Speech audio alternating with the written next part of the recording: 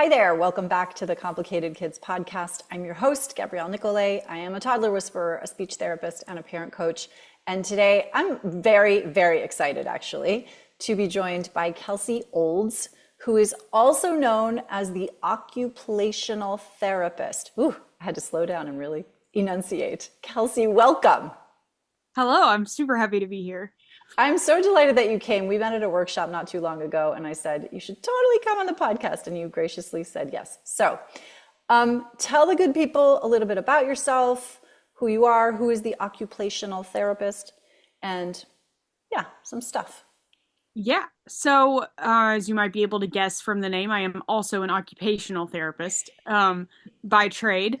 I have worked in the United States. I have lived in England and worked on a US Air Force base. And now my family is just about to move to Australia, like in 10 days, where we hope to live for good. And so I kind of have a little bit of a foot in lots of different Western systems of schooling, like the education world, like primary school or elementary school, and also medical, like the US healthcare system, the NHS, and then coming up the NDIS in Australia. And so I kind of have a foot in each of these worlds. I guess I got 3 feet, and and also do a lot of writing about kind of the typical OT stuff like sensory processing, and also kind of a little bit more out there OT stuff like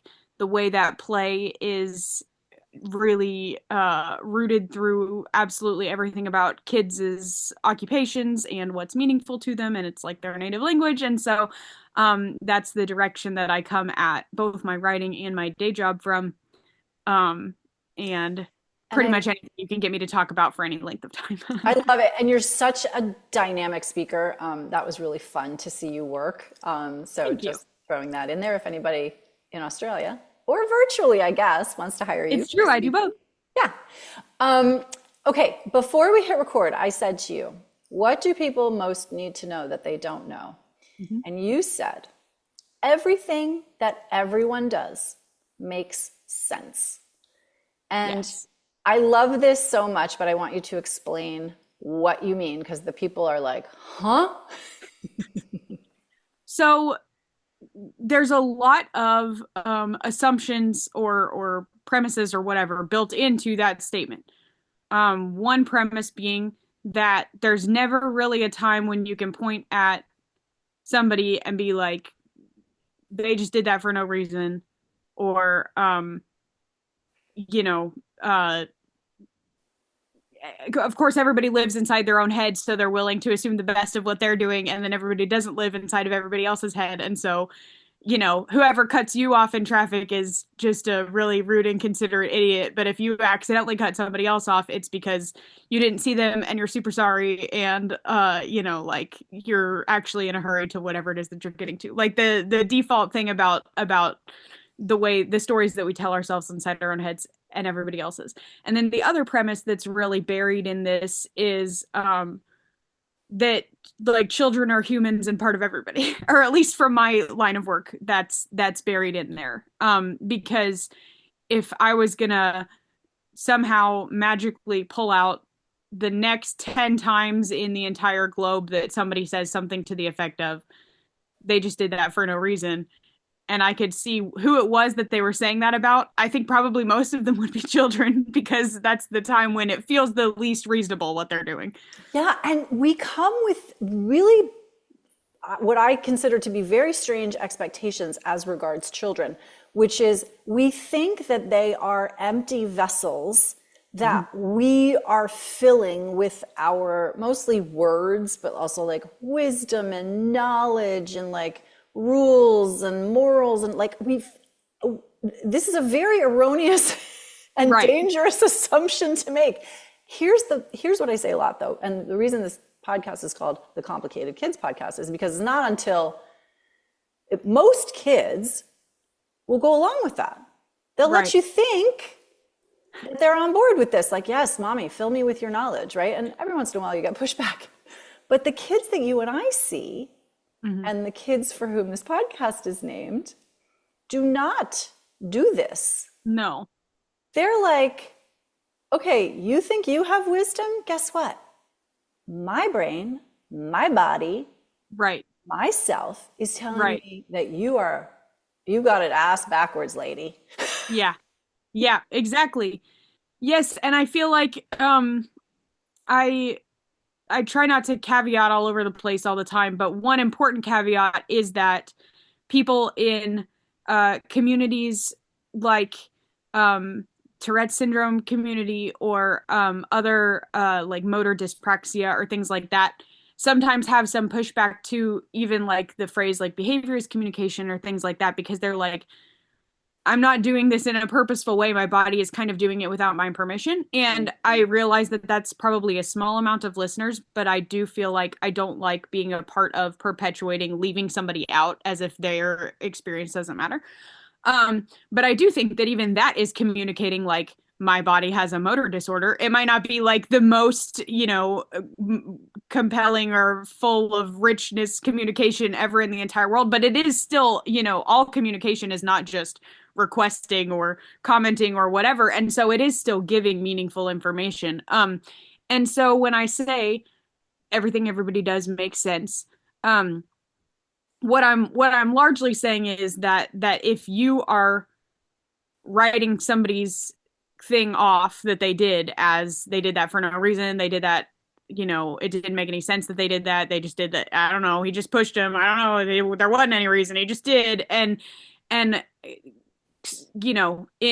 could say that that's laziness, but even that is ascribing then more negative intent to the adults than I want to. A lot of time it's tiredness or under-resourcedness or not even knowing where to start or whatever. And then sometimes, yes, I have worked with adults who are just absolutely not, they can have all the resources thrown at them in the world and they are not willing to budge on not only is this child an empty vessel, but if they were filled with something in the first place, it would probably be like evil maliciousness. And it's my job to scoop all of it out and then fill the vessel with my words and wisdom and knowledge. And so, I wholeheartedly don't really ascribe to any of that. And then the secondary thing would be everything everybody does make sense. And then there is a way to get everybody's needs met. And with these two like premises together, I feel like that pretty much sums up the heart or the root of almost everything that I write about, whether it's sensory stuff, whether it's parenting stuff, whether it's OT stuff, whether it's school stuff, whether it's behavioral stuff.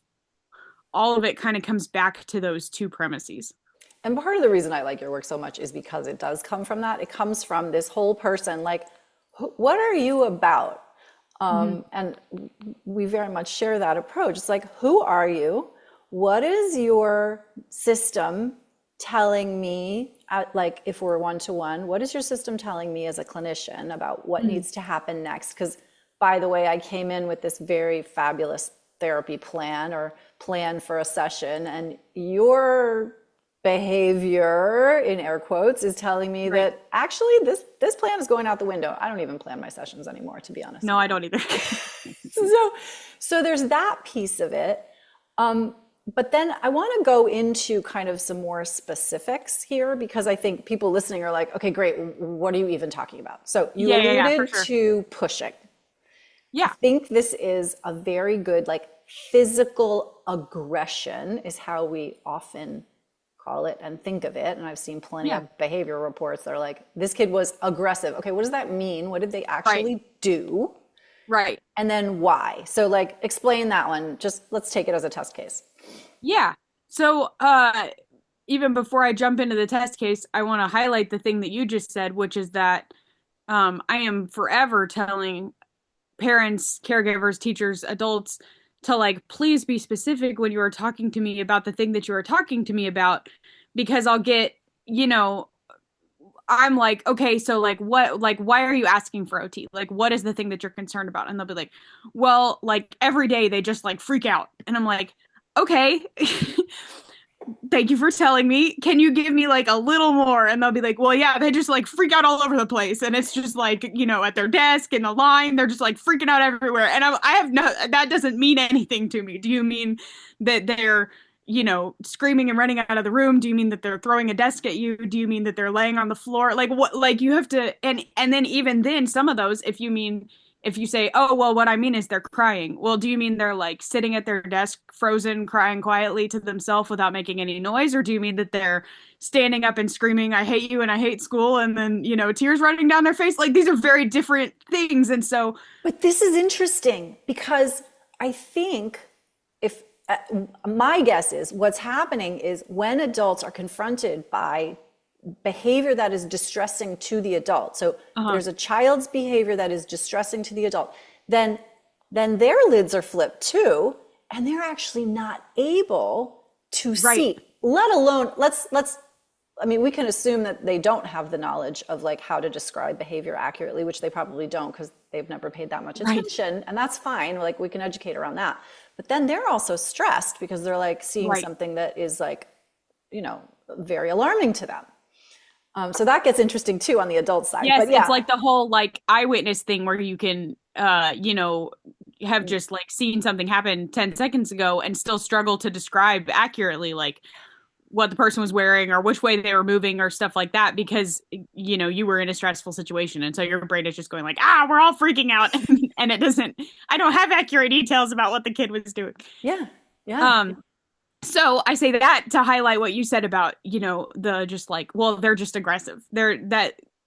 That's not even a action description. That's like a character trait in the way that that was worded. And that's not a helpful thing for me to help you parse out what the action is or what it means. And so something like, well,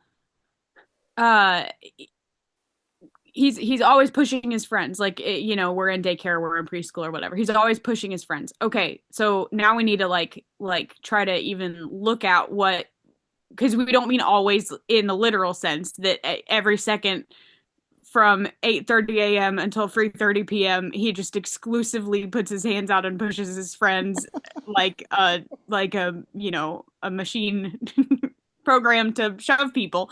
So what do we mean when we say that? Well, I mean he always pushes people when he's playing with toys and they get too close to him. Okay, we're getting very close to some work information here. Like okay, I want you to pause for just a second because for people who are listening, this is a really actionable step to take before you even talk to somebody is like, can you get to a place where you are intensely curious about the frame by frame action of what is happening before you like put it in a bucket of like, this is inappropriate or this is aggressive or this is bad? Can you get very granular? It's something I often ask parents to do when they're playing with their kids. They'll say, well, my kid plays with cars. Well, that gives me zero information. Right. Are they zooming the cars on a road? Are they spinning one wheel at a time to see what happens? Are they banging it? Right? There's so many things we can do with cars. Right. Yes, like if you were having to do a play and the play was the thing you just saw this kid do and you were giving the stage directions to the actor who needed to do the thing, like what would be the thing that you would say? You wouldn't say play with cars or you wouldn't say shove that guy. You would be like, okay, now you need to be down on your knees and holding a toy, and then the other guy walks up behind you and you don't realize he's there, and then once he like brushes against you, then you turn around and shove him. And I'm like, oh, hey, look at that. We just created an entire sentence for explaining what it is that could be going on for this kid in this situation. So the thing I often say to people is, okay, I mean, clearly for me at least, and for you, I'm sure, in this example, we've got a tactile system that's very defensive. We've got a nervous system that's on high alert. And so you're going to take that opportunity to explain to the adults like kind of what's happening here. Because I think often what happens with the adults is we want to all of a sudden jump to the part where we explain to the child that hitting isn't okay. What's wrong with that, Kelsie? Where we read them a book, like 20 times, like 6 hours hitting. Later. Yeah. So our brains are scanning the environment, I think something like 4 times a second to see if we're safe. It's like one of the most energy consuming things that our brains do because our literal survival depends on it. If you think about a world in which stuff is threatening you all the time, that might not feel realistic because we're not currently actually living in a world where someone's like trying to murder you every 4 times a second. But that's what our brains are primed for, is to scan the environment and determine whether or not we're safe. And because of that, we have a lot of systems through which we interact with the world to determine whether or not we're safe.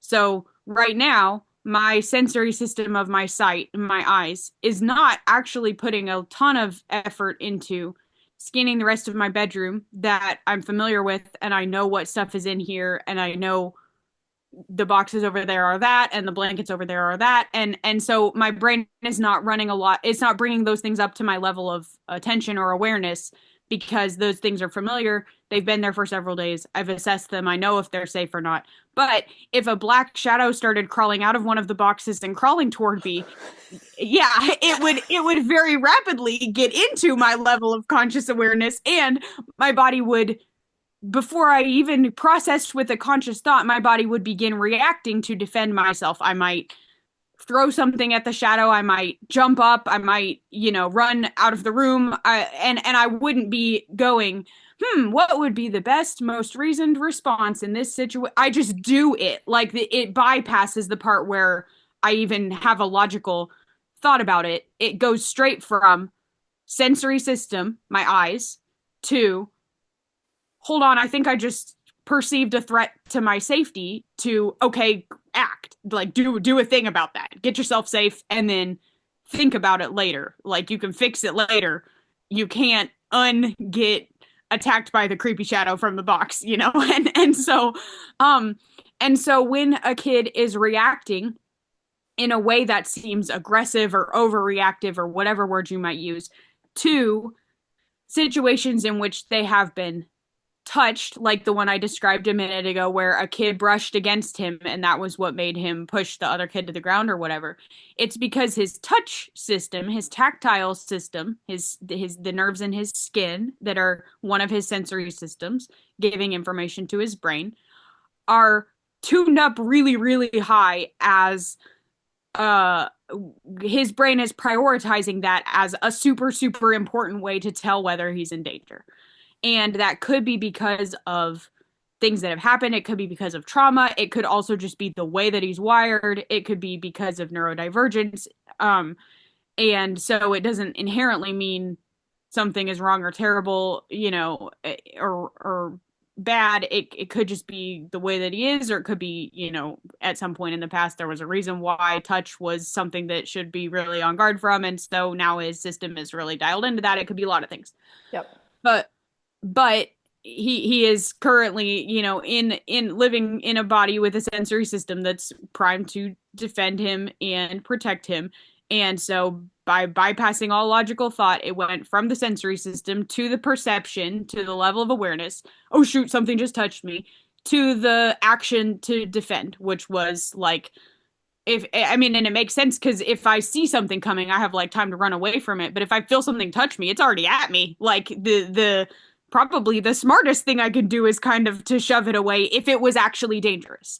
And so that doesn't mean, understanding all of the logic doesn't mean, all right, well, I guess that means we've all just got to let each other shove each other and there's nothing we can ever do about it. Like, that's not sometimes when I say like, oh, this is developmentally normal, or like, oh, this is why something happens or whatever, then people take that as me meaning like, so kids can just do whatever we want. We should all just get out of their way and everybody can just punch each other in the head all the time. And like, of course I'm not saying that. Okay, pause. Again, when we, the adults, hear ourselves say that, that is our brains tricking us.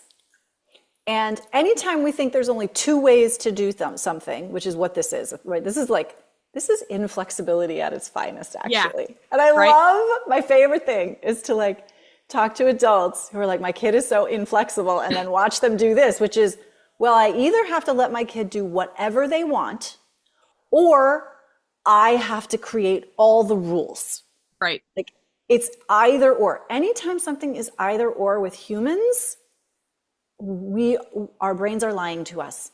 Right. There are 600 ways to deal with the hitting in this Right. particular case. So I just wanted to jump in here because I do think, like, again, we go into this like, yeah, I got to let my kid do whatever they want. Like, that doesn't feel good to me. And Right. then not only that, but it's got a snowball slide instantaneously from the time at which they're 3 until the time at which they're like 53. And so you're like, like, oh, so you're telling me like it makes sense for their tactile system to do this, so I should just let them punch everybody in the head and then they'll grow up and like be an abuser. And like, no, like calm way down and bring it way back in. Like, And listen, I'm going to jump in here, but just because this is on my mind a lot right now. If we don't take care of a sensory system that's in crisis Mhm. in the way that I know that you're about to describe, if we try to deal with that sensory system in a behavioral way, where it's like, we don't hit, you can't hit, don't do that, you're bad, we will actually get a 53-year-old who's a bully and a horrible person. right. Because we're denying That there was a reason. that there was a reason. Yeah. And other than just you're bad, you're bad, you're bad, you're bad, you're bad. And it's like a self-fulfilling prophecy, or you just like crush all the life out of the person. Like those are like the two, and results of growing up with you're bad, you're bad, you're bad, you're bad, you're bad. They're either like, well, no, I'm not, screw you and everything, I can do what I want, or yeah, I am. I guess I'll just shrink and, curl into myself and be bad. And so yeah, so in that particular situation, this is where, depending on the age of the kid, you might be able to collaborate with them, depending on the communication level of the kid. Also, you might not be able to. I was already, like I had said, at a daycare or a preschool, so they might be too young to be able to, understand, make sense of what's going on in their body. And so like your first thing that you do might be figure out how you can set up the kids so that when they're playing, they've got a little bit of space around them and people aren't bumping them all the time. Like that might be your first like triage step, is like, okay, if I assume that I'm not able to just like fix everything in the world tomorrow. So if I assume that tomorrow, if somebody brushes this kid, then they're going to shove them. Then what I can do right away is, if I'm taking that as if it's a fact that I can't change by tomorrow, then I can make a little bit of space so that nobody brushes the kid. Like if that's the precursor thing, then that might be my first step. And I'm not saying that that's your last step. It just might be your first step. I'm glad you said that, because I hear the people saying, well, they have to learn. This is a same version of what we were just talking about, but they have to learn to be in the real world. Right. And it turns out, and the research very clearly shows, the way you learn how to be in the real world is you learn how to be calm in the real world. So we got to modify the world a little bit so that you can stay calm. Right. And then, right? So that's not our like last nobody's step. learning new skills while their body actively feels under threat. So if a creepy shadow was crawling out of my corner towards me and somebody like, 3 times as large and strong as me showed up to hold me in place and be like, wait until the shadow crawls up and onto you and onto your body so that you learn that it's not scary and you shouldn't do anything about it, I wouldn't be learning anything. I would be busy trying to fight the really large person who's complicit in this freaky shadow. And so like I wouldn't be thinking like, oh, you're right, I will just settle down and learn to, like, no, I'm freaking out. And so I'm going to do whatever it takes to freak out. And if that means punch and kick the guy so I can get away from him or whatever, then like that might be what I do. Or if I'm not a fighter by nature, but a freezer or a fleer or, something like that, then I might slip into a different coping mechanism where I'm trying to deal with this impossible situation that I've been put in, but I'm not learning a new thing from it. I'm trying to survive. Yeah, and you're probably that 3 times big adult that we're talking about is now creating trauma for you. Right. Yes, absolutely. I'm not friends with that giant. Right. Then we wonder why kids don't like their teachers, but that's a different conversation. Right. And so creating safety would be like the first thing that you do. Over time, which is not going to come from, reading a book once about how hands are not for hitting or whatever, but over time, and as the kid grows up a little and knows more about themselves and knows more language about themselves, you are teaching them how to describe what's going on for them. You are teaching them that what this same premise that what their body does make sense. I say this to the kids who I work with, exactly that sentence. I say, and I say sentences that would probably make but if they don't learn to do this, then they're going to be 40. And, but if they don't learn this, then they're never going to live in the real world. Those people might have like an aneurysm if they were in my room and they heard me say something like, it makes sense that when you're mad, you want to throw heavy things. Yes. It makes sense that when you're mad that your body wants to throw heavy things. Do you know? And then kids are usually like, what? Because they're used to the messaging by now that like it doesn't make sense, it's evil and bad, they're just a terrible kid and they just need to stop and blah blah blah. And I'm like, no, it makes sense. Our bodies, so you've learned about the five senses, and they're like, yeah, because that's like kindergarten. And I'm like, there's actually more than five senses, and one of them is called proprioception. And I'm talking to adults here. I would deliver this in like tiny little snippets if I was actually saying it to a kid. So if I was saying this to an actual kid, I might say, our body also has a sense for lifting heavy stuff, and that sense calms us down. Yeah. And that's as much as I go into. Now, to you who is not, 6, proprioception is one of the senses that our body feels. Whereas touch is like activated by like the nerves in your skin. Like if I touch your arm like this, then you're feeling it with receptors that are located in your skin. If I squeeze your arm like this, then you're feeling it, yes, with your skin, but also with your muscles, with a deeper receptor that's located deeper inside your body. And everything that you do that exerts your muscles activates those receptors, the proprioception ones. So if you pick up something that's heavy and you're feeling the like strain in your muscles and stuff, that's your proprioception. And if you climb a ladder and you're feeling the pull of like lifting your weight up as you reach the thing and pull up, that's your proprioception. And proprioception is a very regulating sense. And bodies instinctually know that doing something to give yourself a burst of proprioception will help you find your way back to regulation. And I have this theory that everybody's got kind of their own like default one, like runners run and hitters hit and spitters spit and screamers scream, and everybody's got their one that would be their default one. And if they lived in a bubble that had no other humans in it, then doing their default one and then like extra time would eventually calm their body physiologically down. Maybe not emotionally because they'd be lonely in a bubble or whatever, but physiologically, the anger or the overwhelm or the fear or the whatever dysregulating emotion is a big burst of energy pumping through your body that you don't know what to do with. And so you do a proprioception thing to use that energy to physiologically calm yourself back down. And that's what kids are doing. The thing they're doing makes sense. That doesn't mean that it's safe for society. It just means that it makes sense. It makes sense for your body to go for a proprioceptive thing to physiologically calm yourself down. And so if you're trying to like come up with an intervention based on that, then doing preemptively proprioceptive things can sometimes help, especially if you try to pair them with your default thing. So if your default thing is run as fast and as far away from this adult who's making me angry as I possibly can, then your body probably gets some good like regulating sense out of running and having a place to run when you're not angry and trying to run away from an adult, but just like run around freely on a playground for fun, or run around the gym playing a game with my friends or whatever. Having that built into your everyday life will make you be living a more regulated life because you're doing your default thing without it having to only be tied to a negative, an uncomfortable or unpleasant emotion. And we have just arrived at the importance of play, physical play in particular. We talked for like 30 minutes before I got there, which is whack because it's in my... I took you there on purpose a little bit, but let me tell you something. When I was just having a conversation with somebody. When I was in middle school, not elementary school, middle school, I used to run outside. We had 30 minutes for lunch, 30 minutes for recess. I would run outside every single day and make sure that I got on a swing. And I would stay on that swing for 30 minutes. Mm-hmm. And in hindsight, obviously I had no idea what I was doing for myself.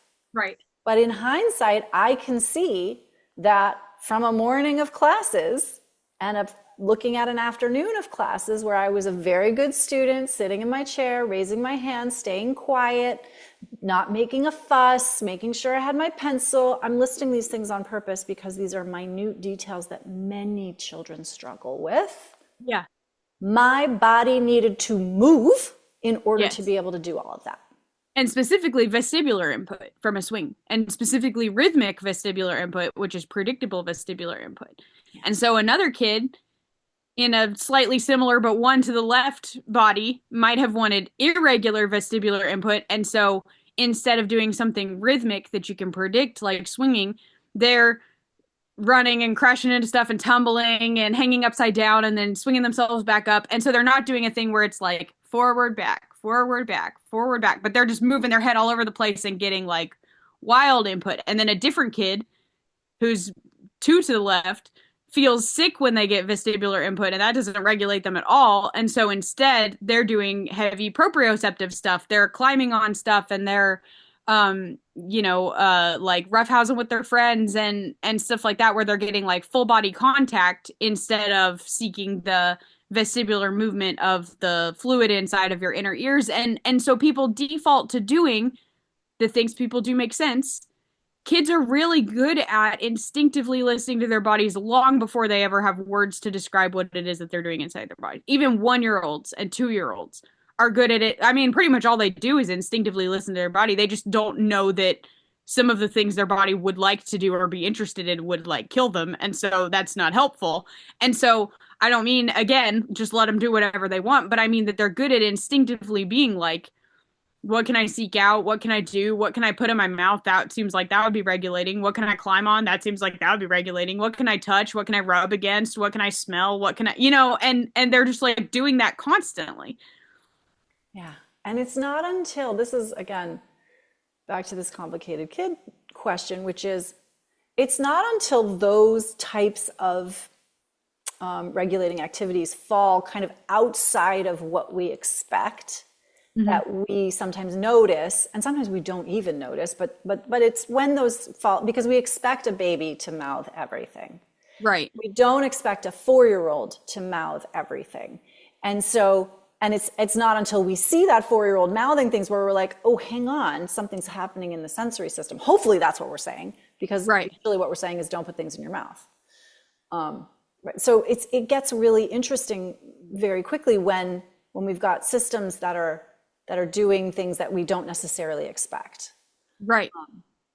And even the 4-year-old is not going to be able to articulate to you, oh, but I feel more regulated if I chew on something while I try to, do the thing that you asked me to do. Like, and so they're not going to be able to be an equal participant in the conversation to self-advocate to you or to anything.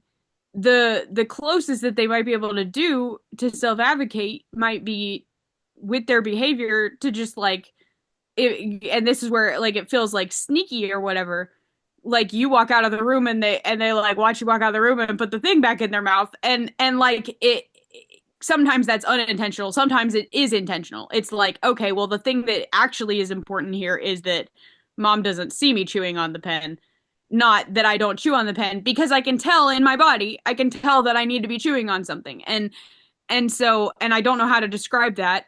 And, mom seems really upset about it. So I'm sure that it must be important to adults that they don't see me chewing on pens. I mean, this is how it's so fun to hear you describe it, because it's like literally the process by which we drive these behaviors underground. And, right. And then we end up in situations as parents, as caregivers, as teachers that we really don't intend to be. Right. We're again, and we're all just doing our best. Kids are doing their best. Adults are doing their best. And I think I want to encourage adults who are listening to have more curiosity about kids in particular. Well, and so that's where, even if you don't know a single thing, even if you don't know a single sensory thing, and you can't even name the 5 senses because you skipped kindergarten, and you don't know anything at all, but if you are willing to approach your kid with the one phrase in your head that what you're doing makes sense, then even in the absence of all other education or you personally knowing how to help them, you would still be able to be like, in your head, okay, you're chewing on that for a reason that makes sense. Shoot, I'm not actually sure how to help you with that. And that's, whatever, a pen, and I don't want it to leak ink on you. And so like I'm not sure what to do about that, but maybe here's a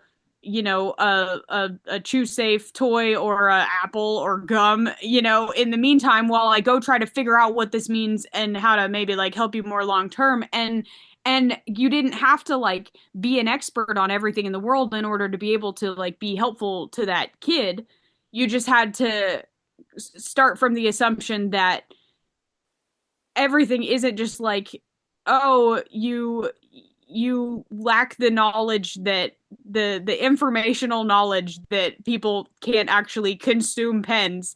So let me in my adult wisdom come down to you with this knowledge because I'm assuming that you must lack it, or else why would you be chewing on that?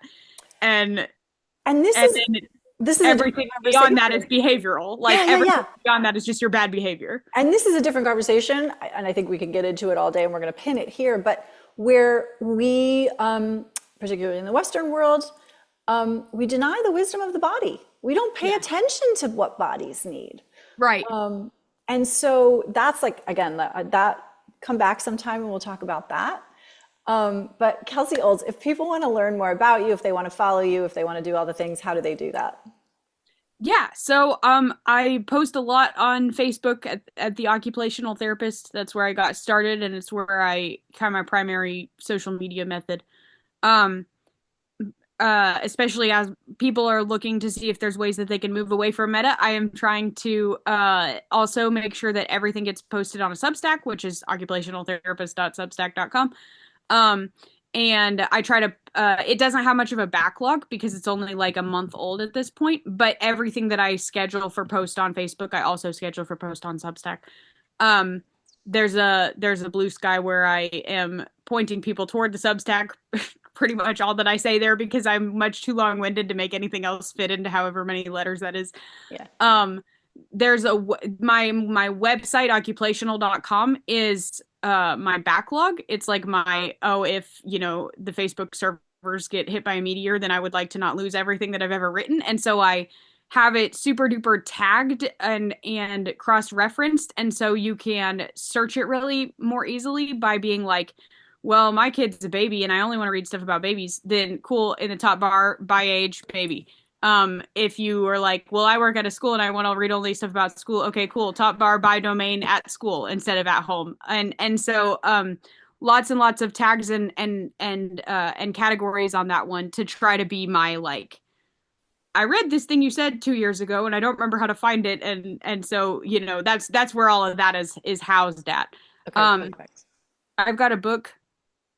It's called Your Child's Point of View. It's full of word bubbles where the child is explaining their point of view on whatever it is that, the adult is feeling like is a kind of what I've done throughout this talk. The adult is saying like, this is the problem we're having, and the kid is saying like, this is what's going through my mind while I'm doing this. And then on the facing page, it gives things to know and things to try. So like developmental information about that age or that stage, and problem solving suggestions about that specific problem. So you can open it and read one page and that's it. Like it doesn't even go on. Like the next page is now a new problem. So it's a very easy read, and it's on Amazon. It's a great book, actually. It is it's very easy to read. It's super informative and very strategies based. So Thank you. I will happily plug your book. Yes, it's practical, I think, and Yeah. hopefully you could read it and immediately be like, oh, here's a thing I could try. Yeah, totally. We will link to all of that in the show notes. And Kelsie, until next time, thank you. This was a treat. Thank you so much for having me.